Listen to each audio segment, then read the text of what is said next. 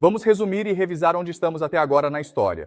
Existem três grandes forças de interesse que estão empurrando os Estados Unidos para uma guerra com o Irã. A primeira é o lobby de Israel. Lembre-se de que o lobby de Israel é composto tanto por interesses judaicos quanto por interesses cristãos, certo? Representando o interesse judaico está algo chamado AIPAC. E eles têm cerca de 100 mil membros, mas são muito ricos. Há muitos bilionários nesse grupo, então esse grupo tem poder financeiro. Na verdade, a AIPAC é considerada a segunda organização de lobby mais poderosa dos Estados Unidos. A primeira são os aposentados, certo? São cerca de 30 milhões deles. E a organização de lobby deles é a mais poderosa, mas a AIPAC vem em segundo lugar. Mas também nessa questão há os sionistas cristãos, certo? Então, por exemplo, a Organização de Cristãos Unidos por Israel tem 7 milhões de pessoas em sua associação. Portanto, juntos, os sionistas cristãos e a AIPAC são uma força extremamente poderosa no governo. E eles querem uma guerra no Oriente Médio para avançar os interesses de Israel. Também lembre-se de que a América agora está viciada em império, porque o império representa dinheiro fácil. Todo o dinheiro precisa ser canalizado através do ZEWA. E, portanto, há muitas pessoas nos Estados Unidos, pessoas que basicamente ganham dinheiro especulando sobre dinheiro, entendeu? Por exemplo, Wall Street. E isso tornou Wall Street extremamente poderosa nos Estados Unidos neste momento. Política. E a terceira força é a Arábia Saudita. Lembrem-se de que em nossa discussão sobre a Arábia Saudita, aprendemos que o principal conflito no Oriente Médio não é, na verdade, entre Israel e Irã, mas sim entre a Arábia Saudita e o Irã. Para Israel, o Irã representa uma ameaça à segurança porque apoia o Hezbollah e o Hamas. Mas para a Arábia Saudita, o Irã representa uma ameaça à sua própria existência. Portanto, a Arábia Saudita precisa resolver o problema com o Irã em breve. Agora, a forma como essas três forças se manifestam é através de Trump. Então, basicamente, Trump é o campeão dele. E em privado, há um homem chamado Jared Kushner, que é genro de Trump. Ele é casado com a própria filha de Trump, Ivanka Trump, ok? E Jared Kushner, por acaso, é muito amigo de ambos. Benjamin Netanyahu, que é o líder de Israel, assim como Mohammed bin Salman, que é o líder da Arábia Saudita. Agora, o pai de Jared Kushner, Charles Kushner, foi um patrocinador muito importante da AIPAC. Na verdade, quando Benjamin Netanyahu vem para os Estados Unidos, ele fica hospedado com a família Kushner. Então, certa noite, Benjamin Netanyahu teve que dormir no quarto de Jared Kushner. E Jared Kushner teve que dormir no porão, certo? É assim que eles são próximos. E Jared Kushner é amigo de MBS, o líder da Arábia Saudita. Tão amigo que, quando Jared Kushner criou um fundo de private equity, a Arábia Saudita investiu 2 bilhões de dólares. Certo, então para George Kushner, essas três forças conseguem exercer influência sobre Trump. Como também discutimos, é muito provável que Trump volte a ser presidente dos Estados Unidos em novembro. E ele vai escolher Nikki Haley como sua vice-presidente. E isso significa que Nikki Haley será quem, na Casa Branca de Trump, vai pressionar por uma guerra contra o Irã. Como discutimos, Nikki Haley ganha a maior parte do seu dinheiro com o lobby pró-Israel, o lobby anti-Irã. Sabemos pelo primeiro governo Trump que essas forças conseguem exercer uma influência enorme sobre Trump. E a prova disso é, primeiro, que Trump se retirou do acordo nuclear com o Irã, que teria garantido a paz entre os Estados Unidos e o Irã. Trump transferiu a embaixada dos Estados Unidos de Tel Aviv para Jerusalém, em Israel, o que causou grandes atritos no Oriente Médio. Sabemos também que Trump ignorou o fato de que MBS matou um jornalista, ok? Sabemos também que Trump tem sido muito amigável com a Arábia Saudita. Sabemos também que Trump patrocinou os Acordos de Abraão, que visam promover a paz entre Israel e outros países árabes e uni-los contra o Irã, ok? A última coisa que Trump fez, e que é a mais importante, foi isso. Em janeiro de 2020, Trump ordenou o assassinato do general Qassem Soleimani. Quem é o líder da Guarda Revolucionária Iraniana? Diante disso, podemos suspeitar que, em um segundo mandato de Trump, a guerra com o Irã será uma das principais prioridades. Até aqui, tudo ficou claro? Tudo bem. Bem, também discutimos isso, embora existam essas forças que desejam guerra com o Irã, em última análise, são os EUA, militares que devem implementar esta guerra.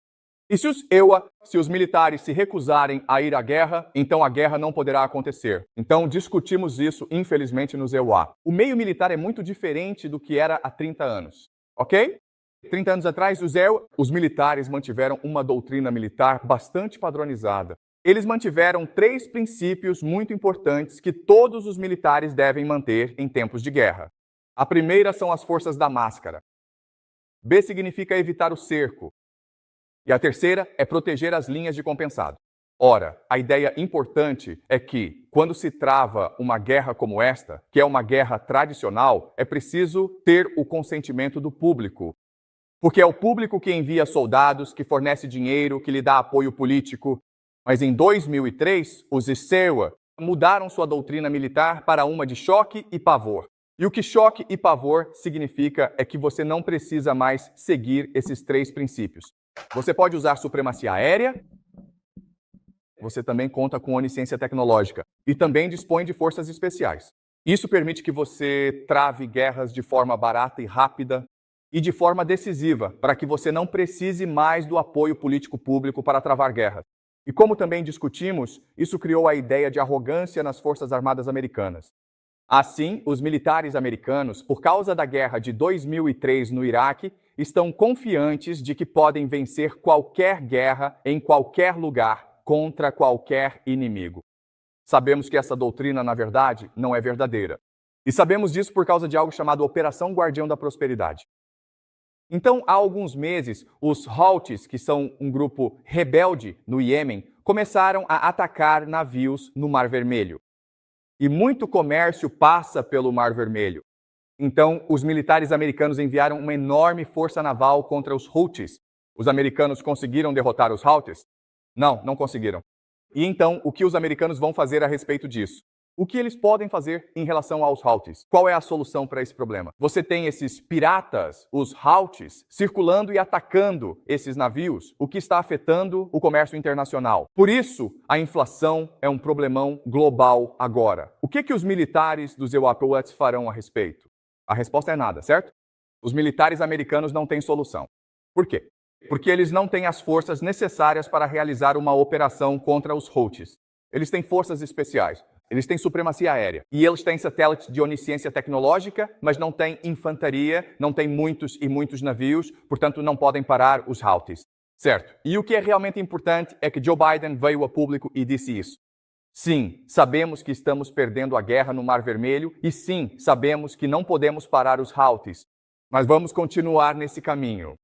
Certo, faz sentido essa ideia de arrogância, de não conhecer suas limitações. E quando você se depara com suas limitações, você se recusa a aceitá-las. E é por isso que quando os EUA derem a ordem para o exército invadir o Irã, eles provavelmente vão obedecer porque não conseguem imaginar a possibilidade de serem derrotados no Irã. E então você tem o corpo da Guarda Revolucionária do Irã, a Guarda Revolucionária. E como discutimos na última aula, eles querem guerra com os Estados Unidos porque estão muito irritados com a interferência dos Al-Islamiyat. Interferência no Irã, certo? Então, durante o regime do Shah, que foi um estado policial brutal de 1953 até 1979, foram os americanos que apoiaram esse estado policial. Por isso, há muitos que estão revoltados com isso. Eles também estão irritados com o fato de que os EUA continuam protegendo Israel e a Arábia Saudita, certo? E eles também estão revoltados com o fato de que Trump matou o general Soleimani, certo? E como discutimos, é possível que a Guarda Revolucionária tenha matado, na semana passada, o presidente do Irã, Ebrahim Raisi, porque ele estava impedindo a guerra. Então, eles querem guerra com os Estados Unidos. Então, vocês veem o mapa, certo? Vocês percebem a lógica disso, onde há forças poderosas nos Estados Unidos empurrando o país em direção à guerra. Você tem Trump, que basicamente concordou em seu primeiro mandato em aumentar ou intensificar a escalada com o Irã. Dentro da Casa Branca de Trump, haverá Jared Kushner e Nikki Haley para impulsionar essa guerra, tanto nos bastidores quanto publicamente. Os Estados Unidos. Os militares do ZEUA têm tanta arrogância que acham que podem vencer essa guerra, e o Irã quer provocar os Estados Unidos a invadi-lo. E o Irã pode ter muitas. Então, o Irã tem muitas estratégias para provocar os Estados Unidos a entrar em guerra. Basicamente, os Estados Unidos estão procurando um motivo e o Irã quer dar a eles um motivo. E é por isso que eu acho que uma guerra entre os Estados Unidos e o Irã é muito provável nos próximos 2 a 4 anos. Alguma pergunta até agora? Estamos claros sobre onde estamos até agora antes de eu continuar? Alguma dúvida? Certo, então agora vamos falar sobre a guerra em si.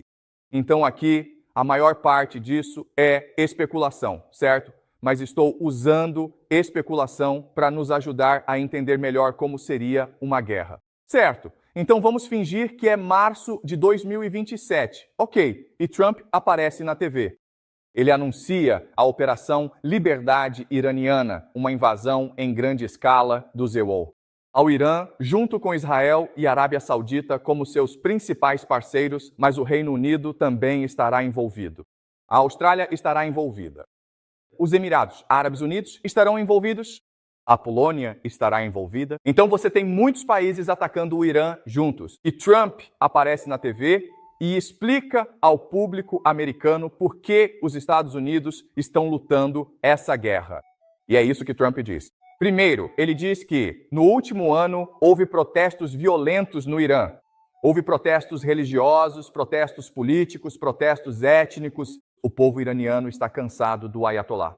Eles estão cansados da ditadura. Eles querem democracia. Eles querem liberdade. Em resposta, a Guarda Revolucionária está matando milhares de manifestantes. O Irã está à beira de uma guerra civil. Portanto, os Estados Unidos têm a obrigação de proteger o povo do Irã. O povo do Irã está rezando por liberdade e democracia. E os Estados Unidos, a maior democracia do mundo, devem lhes dar democracia. Certo, então o primeiro motivo é liberdade e democracia. Segundo, EUA. Serviços de inteligência, juntamente com a inteligência israelense, descobriram que, nos últimos 2 anos, o Irã tem trabalhado arduamente no desenvolvimento de uma bomba nuclear. Na verdade, o Irã está a apenas 1 mês de possuir 3 bombas nucleares, para que Nova York, São Francisco e Los Angeles pudessem ser destruídas. Ok?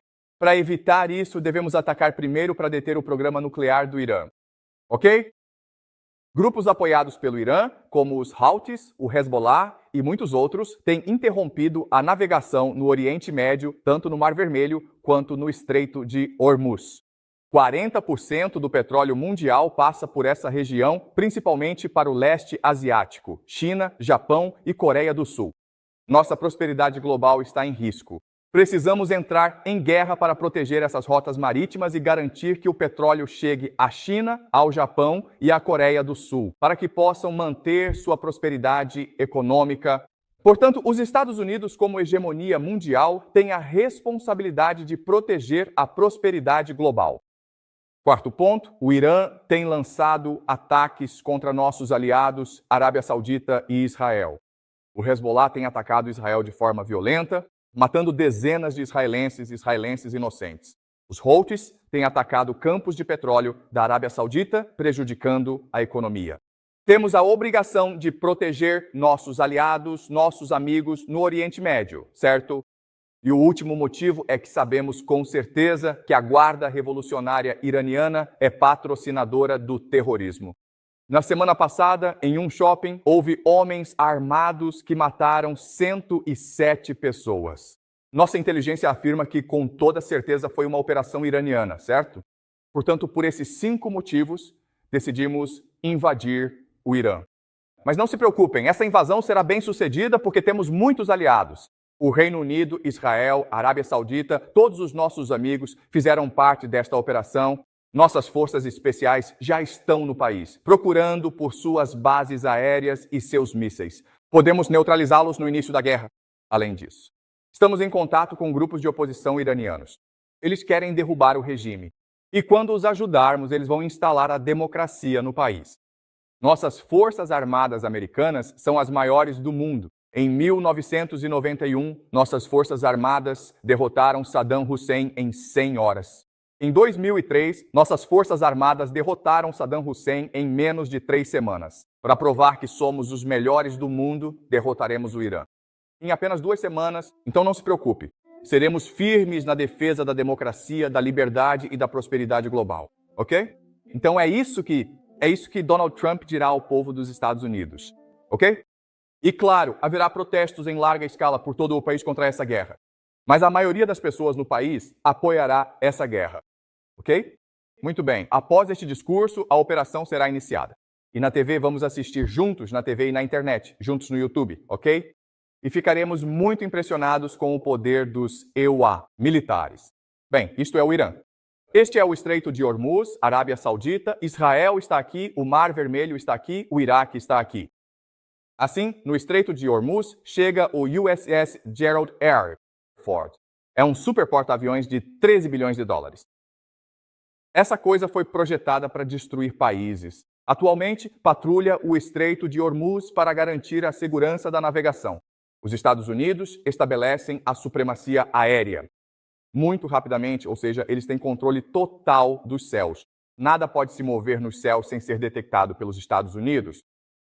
E então, uma força de invasão maciça é enviada ao sul do Irã. 100 mil soldados americanos desembarcam. Talvez 200 mil soldados da Arábia Saudita desembarquem também.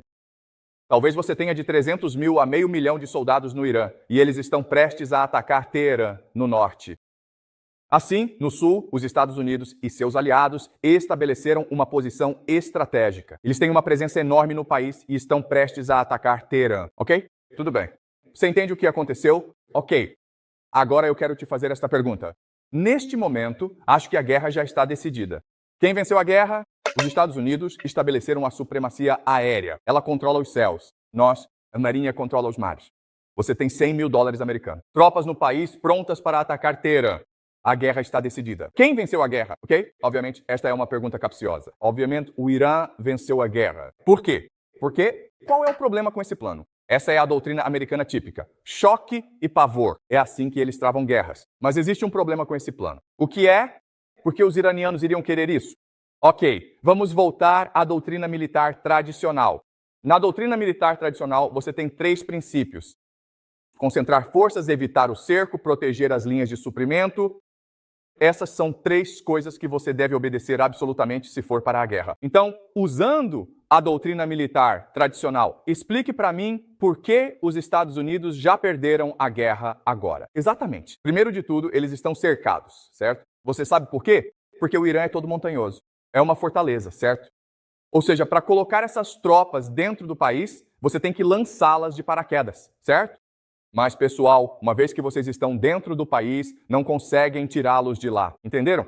Ok, esse é o primeiro problema. Eles foram cercados, certo? Qual é o segundo problema? Por que não? Isso mesmo. E por que mais? É, isso mesmo, certo?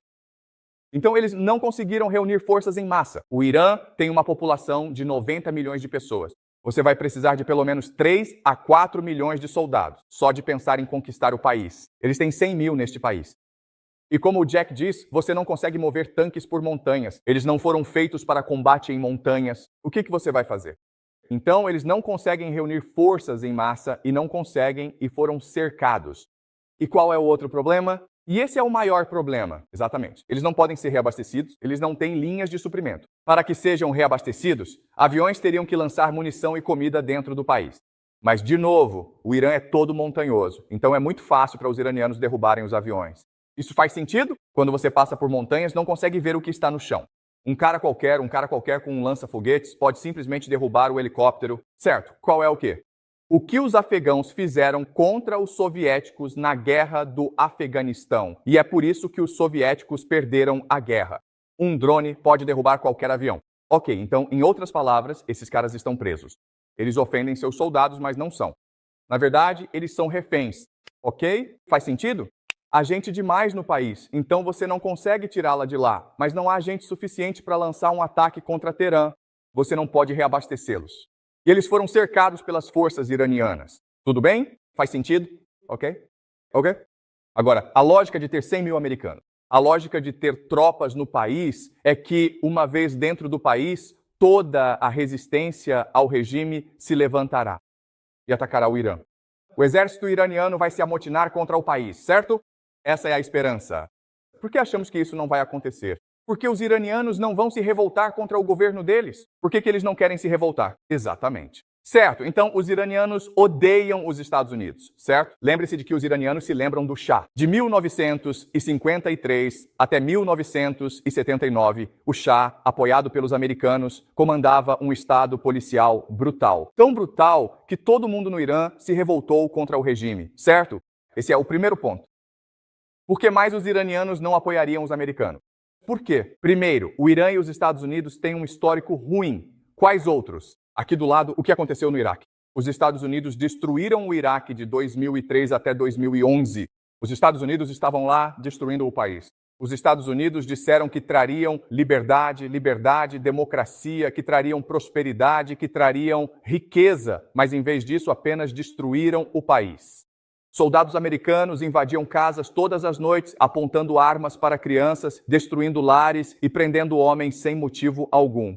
Certo? Os iranianos viram tudo isso na TV, eles ouviram sobre tudo isso vindo dos vizinhos, certo? Então eles sabem que se os Estados Unidos vierem, é para destruir o país. Não é para trazer liberdade, democracia, não é para trazer prosperidade, é para destruir o país. É por isso que eles vão lutar. Certo, e outro motivo é que os iranianos acham que pertencem a uma grande civilização, então eles valorizam sua liberdade e independência. Certo? Isso faz sentido? Eles não vão se submeter a um conquistador estrangeiro. Então, o que mais os iranianos resistiriam? Também por religião, certo? Os iranianos são religiosos. Eles acreditam que os Estados Unidos são Satanás e que têm um dever, uma obrigação religiosa de lutar contra Satanás. Então, por muitos motivos, simplesmente não há como o povo iraniano ficar ao lado dos Estados Unidos. Pode haver uma minoria, mas a maioria vai resistir. Certo? Então isso faz sentido? Certo? Alguma pergunta até agora? Certo, essa é uma ótima pergunta. Por que os americanos achariam que o povo iraniano vai se levantar? E a resposta é que eles precisam justificar a invasão. Isso faz sentido? Precisam de uma lógica para essa invasão funcionar, pois a crítica será: precisam de 4 milhões para invadir o Irã. Não tem isso, tem no máximo 1 milhão, certo? No total, ao redor do mundo. Eles têm cerca de 60 mil no Oriente Médio. Eles não reúnem 1 milhão de soldados. A explicação é fingir que, ao invadir, o povo iraniano nos apoiará. Entende? Não se baseia na verdade, mas explica por que a invasão terá sucesso. Faz sentido? Sabe, essa é uma ótima pergunta. Ok. Essa é a propaganda deles, mas será que eles realmente acreditam nisso? E a resposta é, arrogância. Ok. Eles acreditam nisso porque têm arrogância. E, de novo, é difícil porque não estamos em uma posição, mas uma vez que você esteja nessa posição, onde você tem acesso a armas nucleares, quando você pode matar qualquer pessoa no mundo, quando você pode ver tudo no mundo, isso faz você pensar que é Deus. Ok? Como vimos nos gregos, a arrogância é o pior erro. Ela faz você se achar um Deus, o que não é verdade, e isso trará sérios problemas. Certo? Faz sentido? Certo? Mais alguma pergunta? Ok? Então, Trump diz que o Irã está a 1 mês de desenvolver uma bomba nuclear, certo? Os Estados Unidos vêm dizendo isso nos últimos 10 anos, certo? É só pesquisar no Google. E os Estados Unidos dizem, o Irã está a apenas 1 mês de uma bomba nuclear.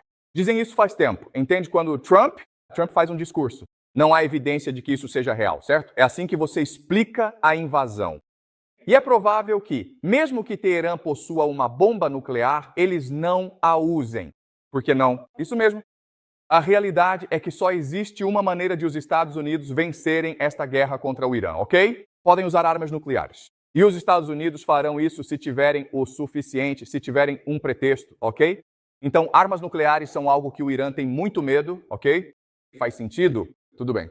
Então, isso significa que os soldados americanos estão presos neste país, entendeu? Então, agora a pergunta é, espere um minuto aqui. Por que os Estados Unidos fariam algo tão estúpido como enviar 100 mil soldados para o país sem motivo e deixá-los presos, certo? Então, essa é uma pergunta. E o que eu quero fazer agora é apresentar o argumento de que existem duas maneiras de provarmos ou fornecermos evidências de que isso é verdade, certo? A primeira é a análise histórica. Análise histórica significa: existem exemplos históricos como esse? Existem análogos históricos? Se existirem, então isso pode ser verdade. O segundo método é através da análise da teoria dos jogos. Por que os atores, que são racionais, fariam algo tão estúpido como prender 100 mil soldados americanos no Irã? Então, primeiro faremos uma análise histórica para encontrar análogos históricos, exemplos que sejam semelhantes a este. E depois vamos olhar para a teoria dos jogos para tentar raciocinar. A motivação do ator? Certo, então vamos primeiro olhar para a teoria dos jogos. Desculpa. Vamos primeiro olhar para a análise histórica. Certo, o ano é 415 a.C., certo? Em Atenas. Lembram que estudamos as instalações, a Guerra do Peloponeso, no semestre passado? Certo, então agora vamos discutir a Guerra do Peloponeso.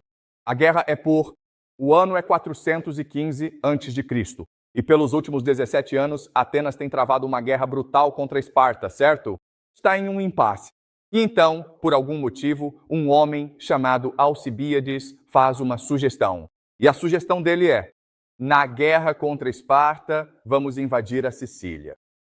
E Nícias, seu oponente, diz: por que diabos iríamos querer invadir a Sicília? É longe. E Alcibíades diz: bem, porque lá tem muito dinheiro. E se invadirmos o país, podemos pegar o dinheiro deles. E acabou que, ao fazer esse argumento, o povo de Atenas realmente apoiou essa ideia. Porque o motivo é que a guerra estava lhes custando muito dinheiro. E eles ficaram viciados no dinheiro fácil do império. Certo, então eles querem lutar essa guerra. Então Nícias tem uma ótima ideia de como convencer as pessoas a não irem para a guerra. Certo, e o que ele diz para o povo é o seguinte: gente, eu sei que vocês querem lutar essa guerra. Eu sei que vocês querem.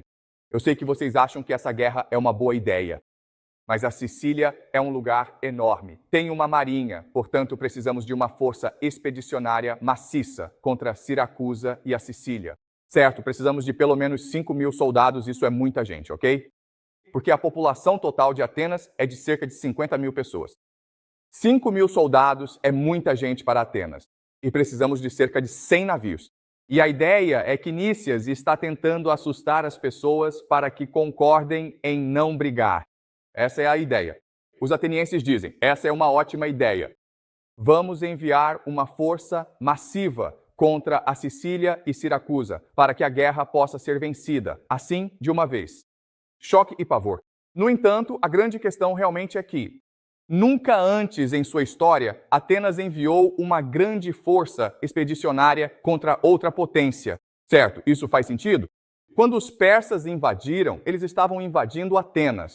Atenas não invadiu a Pérsia. Quando você envia uma grande força contra outro país, qual o maior problema? Qual é a questão que você precisa resolver? Mas os atenienses não pensaram nisso porque careciam de experiência em guerras no exterior, certo? Então sim. Então o inimigo conhece o terreno melhor do que você, certo? Mas na verdade existe um problema muito maior do que esse. E qual é? Certo, o maior problema é o reabastecimento. E isso é algo que os atenienses não pensaram porque nunca lutaram uma guerra como essa antes, certo? Então, eles enviaram essa enorme expedição contra a Sicília e Siracusa, que era uma potência naval, ficaram surpresos porque pensaram: por que os atenienses iriam querer nos invadir? Certo? Então, no primeiro ano, os atenienses estavam destruindo o exército de Siracusa, e o exército de Siracusa teve que recuar para dentro da cidade. Certo? E então os atenienses cercaram a cidade. Os atenienses, Siracusa está aqui, os atenienses estão aqui e os atenienses controlam o mar, certo? Certo. Então essa situação é muito parecida com esta situação, certo? Você entendeu? Mas o que aconteceu foi que os atenienses não conseguiram reabastecer-se. O motivo é que Siracusa também possuía uma marinha e poderia ter impedido os atenienses, talvez até mesmo de reabastecer as tropas atenienses. E, portanto, o exército ateniense foi aniquilado na Sicília. E isso fez com que os atenienses acabassem perdendo a guerra contra Esparta e causou o colapso do Império Ateniense. Ok? Você entende? E mais uma vez, os historiadores vêm tentando descobrir há muito tempo por que os atenienses fariam uma coisa tão estúpida quanto enviar um exército enorme contra Siracusa, porque o risco de fracasso era catastrófico, ok? E a única resposta é, bem, os atenienses tinham arrogância, entendeu? Eles nunca perderam a guerra de verdade e se tornaram viciados em imperialismo, que é a mesma situação em que os Estados Unidos se encontram hoje, ok? Faz sentido, pessoal? Tudo bem? Isso já aconteceu antes na história, quando os atenienses invadiram a Sicília e perderam para Siracusa. Todo o exército deles foi aniquilado em Siracusa, entendeu? Porque eles não conseguiam reabastecer seu exército. Faz sentido? Certo. O segundo exemplo que podemos analisar é a Guerra do Vietnã. Então, no início de 1960, certo? No início da década, a maioria dos americanos nunca tinha ouvido falar de um país chamado Vietnã. A maioria dos americanos não sabia o que era, não sabia onde ficava. No final da década, em 1969, 500 mil de soldados americanos estavam no país, destruindo tudo, mas também sendo destruídos. 58 mil americanos. Soldados morreram no Vietnã.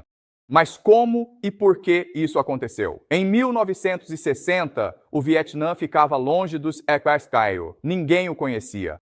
No final da década, 500 mil de americanos. Soldados estavam no país lutando essa guerra contra um inimigo. Eles realmente não sabiam quem era, certo? Em 1971, os documentos do Pentágono foram divulgados. E os documentos do Pentágono eram uma história do envolvimento dos Estados Unidos na Guerra do Vietnã, remontando à década de 1950, certo? E eles destacaram 3 pontos principais. O primeiro ponto é que a liderança americana, a liderança militar, vinha expandindo a guerra no Vietnã sem o conhecimento do público. Isso é o que chamamos de mission creep, expansão gradual da missão. Então, talvez a princípio eles tenham enviado alguns observadores ao país, depois alguns conselheiros, instrutores e, por fim, soldados, certo? Então, é um desvio de foco da missão.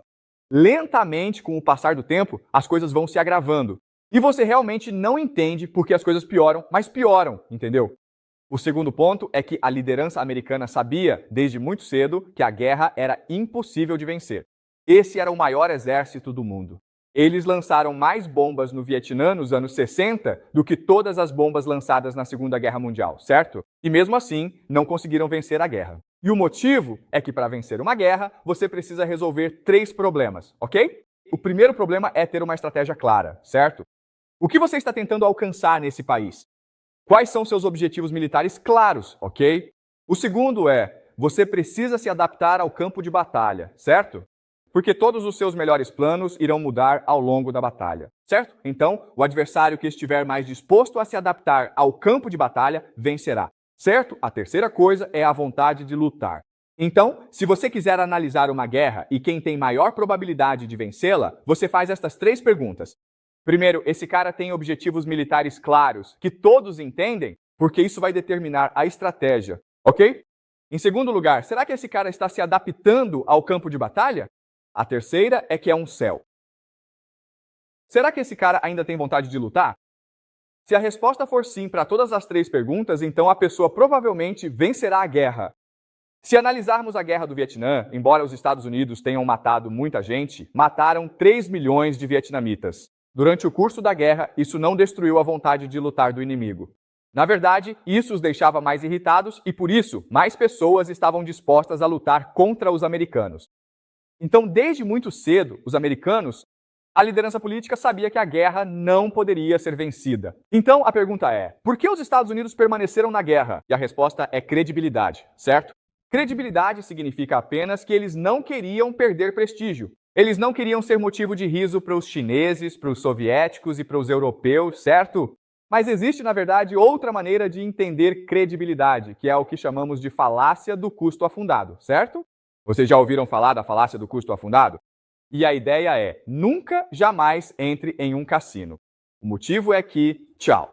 Quando você vai ao cassino e começa a perder dinheiro, chega um ponto em que você não consegue sair do cassino. Por quê? Exatamente. Você quer recuperar o dinheiro que perdeu, você investiu tanto que não consegue sair. Você precisa recuperar esse dinheiro. Esse é o problema com a guerra. Eventualmente, você investiu tanto que não consegue sair da guerra. Foi isso que aconteceu no Vietnã. A América investiu tanto que não queria sair da guerra porque não queria admitir isso. Tudo isso foi perdido. Certo? É o que chamamos de falácia do custo afundado. É por isso que, mesmo sabendo que não poderia vencer a guerra, a América ainda queria lutar a guerra. Certo? Isso faz sentido? Certo? Então, a Guerra do Vietnã é outro exemplo. Certo? Isso é semelhante a isso, onde a América investe tantos soldados que se recusa a deixar a guerra e admitir a derrota. Certo? Isso faz sentido, pessoal. Tudo bem? Agora, vamos olhar para mais um exemplo, e este é, o exemplo mais recente, que é a guerra da Rússia contra a Ucrânia. Não. Como vocês sabem, em fevereiro de 2022, Putin ordenou uma operação militar especial contra a Ucrânia. E esta é a Ucrânia, e a Rússia atacou por 3 eixos. O norte, para tomar Kiev, a capital. Você tem o leste, para tomar Donetsk. E então você tem o sul, vindo da Crimeia, para tomar o sul. E como sabemos, o norte falhou.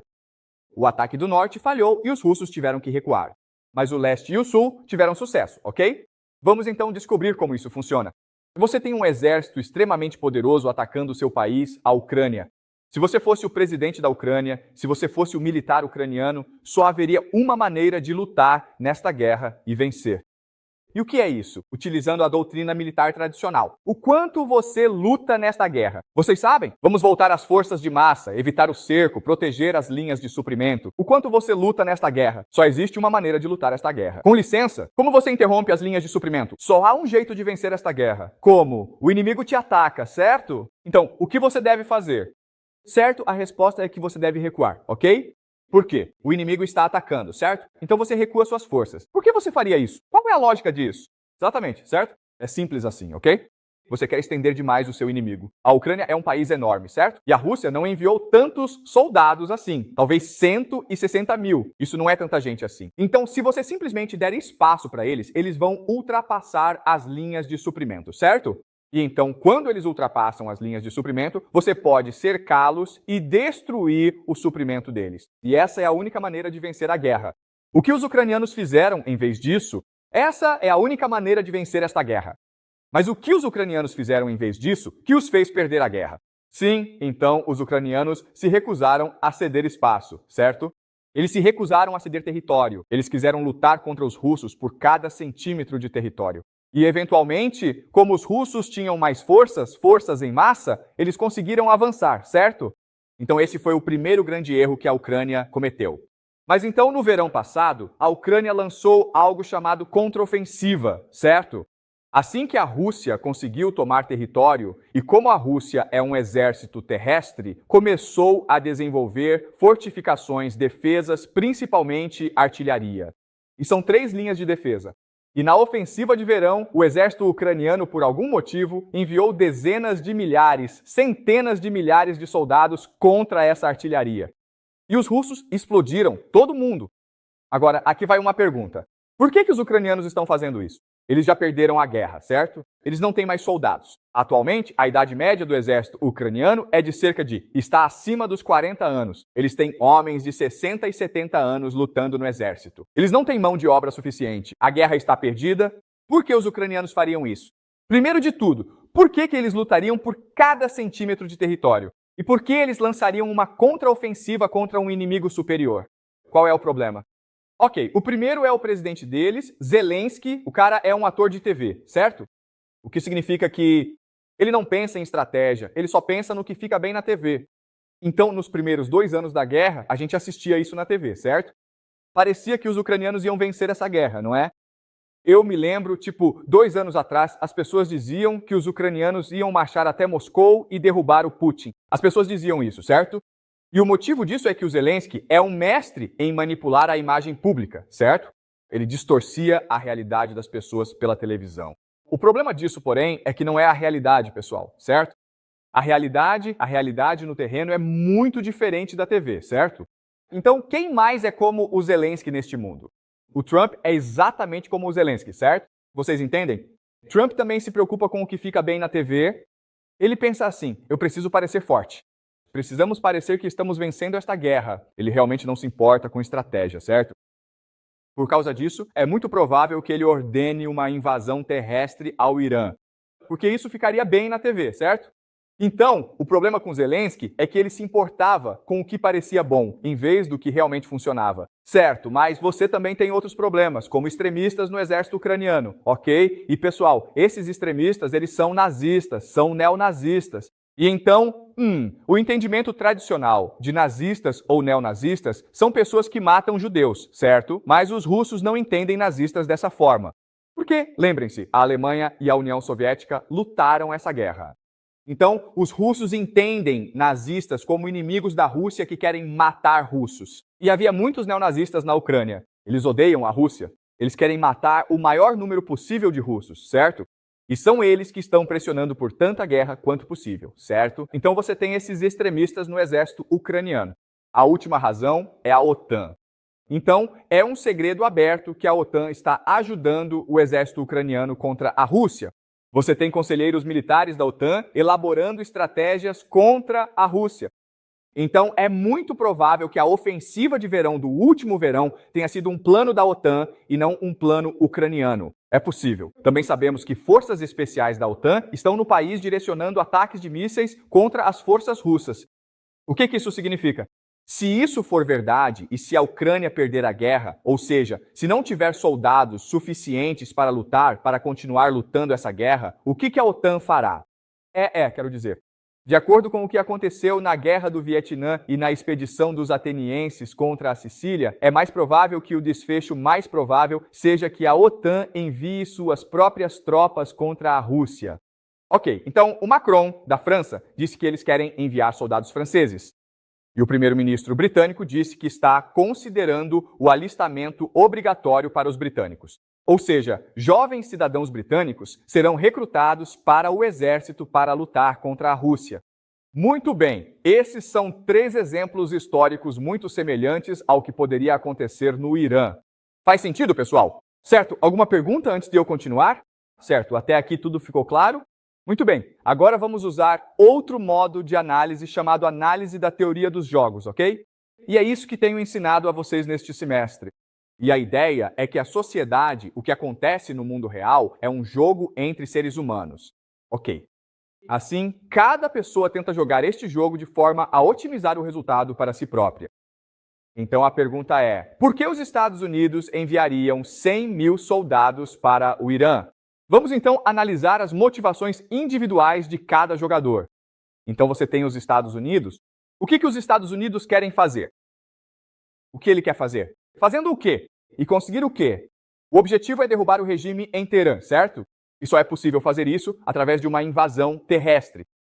Portanto, os Estados Unidos estão tentando derrubar o Irã. Mas também há outros atores envolvidos.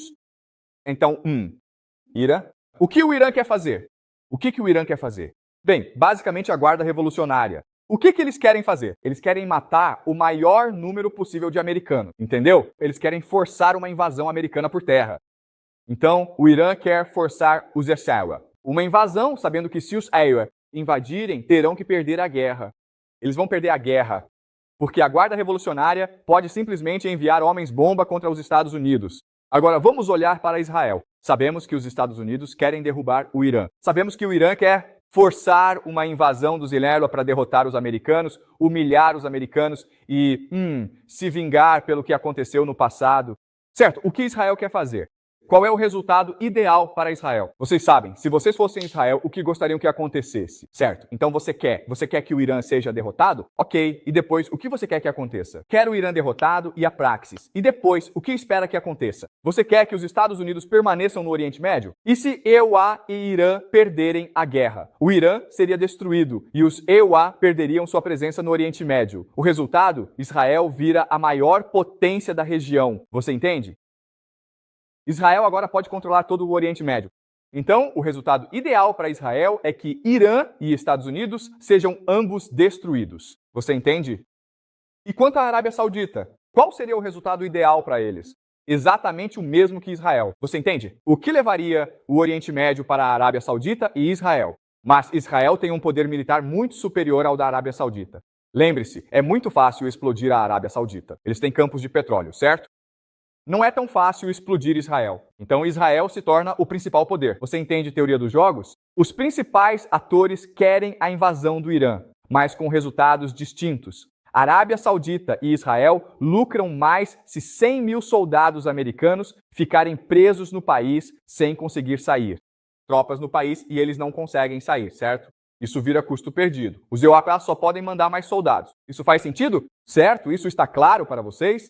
Você pode usar análise histórica para chegar a esse resultado, mas também pode usar teoria dos jogos para chegar a esse resultado. Alguma pergunta até agora? Ok, ótimo, certo? Então, Celine fez a pergunta mais crucial, certo? Os Estados Unidos têm armas nucleares, que é seu trunfo final, certo? Então, o que Trump pode dizer a Tirã é algo como: eu tenho 100 mil soldados no país. Vocês têm que deixá-los sair ou eu vou lançar uma bomba nuclear em vocês, certo? Vocês entendem? Trump pode dizer isso. Ouçam, eu sou o Trump. Eu sou o Donald Trump, eu preciso parecer forte, eu tenho 100 mil soldados no país. Eu não consigo tirá-los do país. Então ele diz para Teherã: ou vocês deixam eles saírem, certo? Ou vocês garantem a ele uma passagem segura para fora do país, ou eu vou lançar uma bomba nuclear em vocês, certo? Então é isso que vai acontecer. É isso que Donald Trump vai fazer. Quando essa situação surgir, a única maneira de Donald Trump salvar a própria imagem é ameaçar Teherã e dizer: ou vocês deixam meus homens irem embora, ou eu vou lançar uma bomba nuclear no país inteiro, certo? Então, como Teherã sai dessa situação? Como os iranianos se protegem contra essa possibilidade? Porque você tem toda a razão. É exatamente isso que acontecerá se essa situação ocorrer. Trump usará ou ameaçará com armas nucleares. Como o Irã pode se proteger disso? Quem pode ajudá-los agora? A Rússia. Certo? Você entendeu? Portanto, antes que essa guerra aconteça, o Irã e a Rússia precisam chegar a um acordo em que Putin diga, desde o início, que ninguém tem permissão para usar armas nucleares. Ok? Se o Irã usar armas nucleares, eu vou bombardear o Irã com armas nucleares. Se os eu ou Israel usarem armas nucleares, eu farei o mesmo com eles. Se Putin disser isso, como o mundo reagirá? Se Putin proibir o uso de armas nucleares, como o mundo reage? Ele é um herói, certo? Salvou a humanidade. Mas pelo que ele disse, os Syriya estão encurralados. Isso virou um buraco negro para o país, forçando o envio de mais tropas sem poder retirá-las. Eles só podem enviar mais tropas. Mas qual o problema disso? Na verdade, existe um grande problema com essa ideia. Qual é? Ok, ninguém quer ir lutar, entendeu? Os militares não podem recrutar todos os soldados, certo? Mas mesmo que você tivesse tropas suficientes, como Jack diz, você não pode reabastecê-las. Por quê?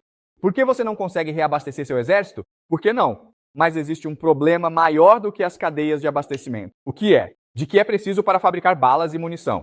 Os Estados Unidos não têm capacidade de produção, porque transferiram toda a sua capacidade produtiva para a China. Ok? Lembre-se disto. Para cada navio que os Syriya constroem, a China faz 232, segundo o Pentágono. Assim, num conflito, seria impossível os Estados Unidos vencerem essa guerra. Está completamente preso dentro do Irã. E uma vez preso, entra em jogo uma falácia de custo. E os Estados Unidos simplesmente investem todos os seus recursos no país. Mas é um buraco negro. Certo, eles não podem usar armas nucleares porque Putin disse desde o início que não é permitido usar armas nucleares, certo? Mas outra pergunta então é: por que Putin faria isso? Por que Putin se envolveria nessa guerra? E é isso que vamos discutir na próxima aula. Como Putin vê essa guerra e como Putin vai reagir nessa guerra.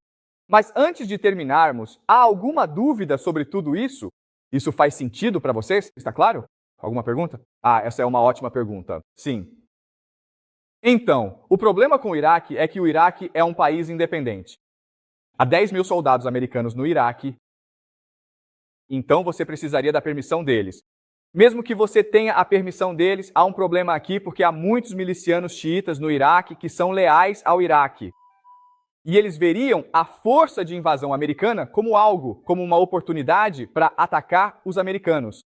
Porque eles ainda estão com raiva dos americanos pelo que aconteceu no Iraque. Mas mesmo que pudessem ter uma base de operações no Iraque, ainda teriam que lidar com as montanhas. Você entende? Tudo bem? Quero dizer, o problema é que vocês têm 100 mil soldados no país. Você precisa sair do país, entendeu? E é muito difícil tirá-los do país. Se você passar pelas montanhas, vai ser emboscado nas montanhas. Se você for pelo ar, aqueles drones vão te derrubar. Esse é o problema, certo? Tudo bem? Faz sentido? Ok. Mais alguma pergunta? Certo, ótimo. Então, na sexta-feira vamos falar sobre o Putin, tudo bem?